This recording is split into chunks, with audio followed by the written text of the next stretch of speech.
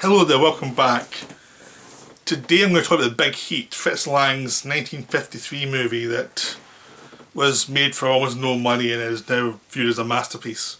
This film has been in video and TV, and it's one of those films that was made for almost nothing and played for years. It must have made a fortune for the studio over the years because it's a film that's always playing somewhere. It's always in circulation because it's so good. It's a perennial great film noir.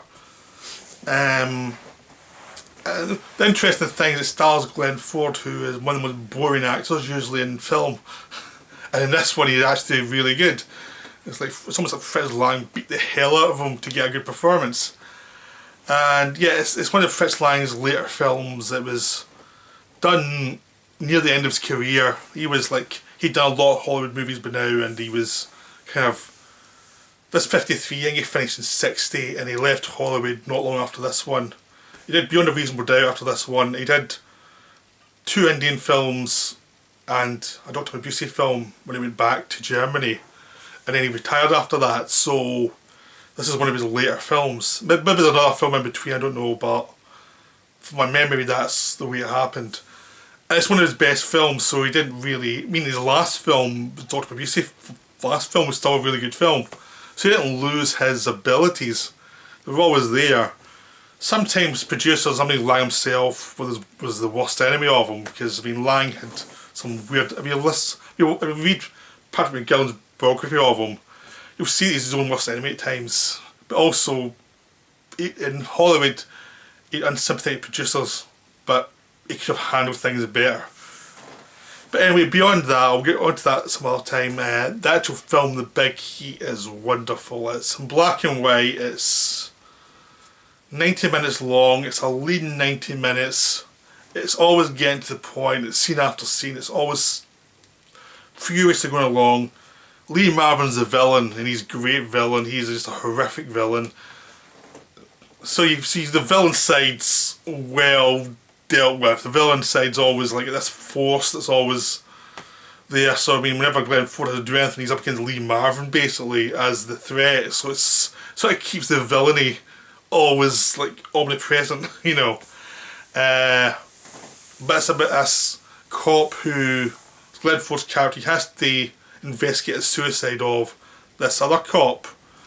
And the film opens with the suicide, and then a letter that the widow of the cop reads and realises it's a blackmail letter. So she blackmails the local crime boss not to reveal the letter, and if anything happens to her, the letter will get released to the press. So she covers up why he killed himself, but then Glenn Ford's investigating and he gets information from the girlfriend of the cop who died that he was going to turn over a new leaf, and the cop's been told that this guy was sick and that's why he killed himself, and she said no, he's fine. Then slowly as the plot unfolds, Ford starts to realise there's something dodgy going on, and politically he's tied up because his boss, the guy in charge of the department, is protecting the gangsters. Whatever he does, they always one step ahead of him. He's getting angrier and angrier, and then because of some of the stuff he does, the villains overreact and blow up his car, and his wife's in the car at the time and she dies, and Ford really starts to lose it at that point. And what's really interesting in the film is Ford's meant to be the good guy, but he's a bit of a dick. Even before the wife dies, he pushes through the investigation against all these other people in a way that's clumsy, but it's also effective. It's just like brute force against brute force. He's dealing with criminals, so he can't be pussyfoot around them. He has to actually make them feel there's a threat to them. That's the only way he's going to get anything done. But it means he's not the nicest guy. And that's interesting for the hero of the film to be not a very nice guy. He's got a family which he's very fond of, so when he goes home he's a different person, but when he's at work he's like full on I'm going to get you type of thing. And he doesn't have any qualms about bringing up to the house of the villain and, more or less telling him he knows he's the villain type of thing. and he knows he's corrupted everybody, and it's really interesting because it's almost like Ford's asking for it. It's almost like saying, yeah, do your worst, and when I survive that, I'm going to come back even worse. So it's almost like he's asking his wife to get killed, because he's, instead of just saying, okay, well, I'm not going to win this one, now he keeps on going, he keeps on pushing forward. And what should be like the determined cop becomes this like death wish for everyone around him. He's just this psychopath, just as bad as the villains. And he almost gets the stage of murder because he's so obsessed with killing people who killed his wife. He's almost going too far at spots. Then eventually pulls himself back, but there's just lots of, every scene, it propels forward, every scene is clear, A to B, you know where it's going, but it's always fun to see how they do the scenes. Like, there's a lot of good character actors in here that fill the dialogue scenes in ways that make everything seem more human and more interesting, everything's more intriguing.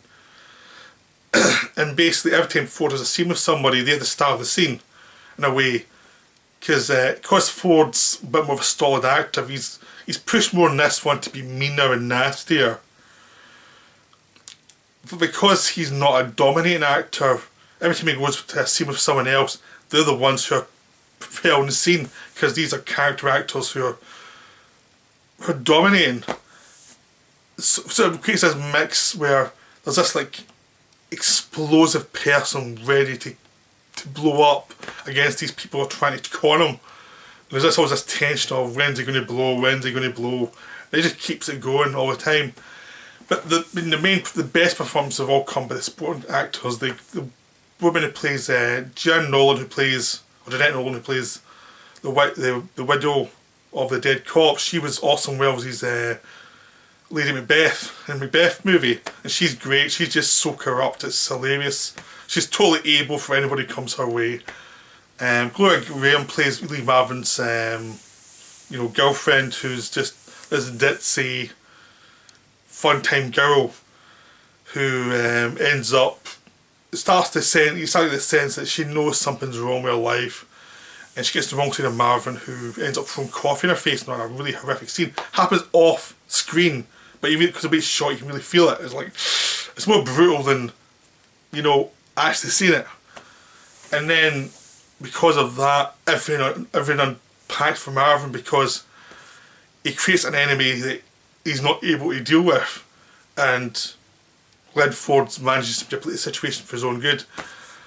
So there's always these weird characters kind of going at each other. There's always a sense that something is going to blow up, apart from the wife, of course. But there's always something there's always like an energy of, this is going to go south pretty quick. Anytime Glenn Ford's into a scene, it's going to go south for some reason or another.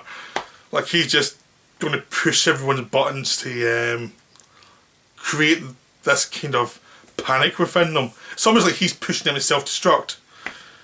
By his force of being there, people make bad decisions to protect themselves, and he keeps on exploiting them to defeat the situation.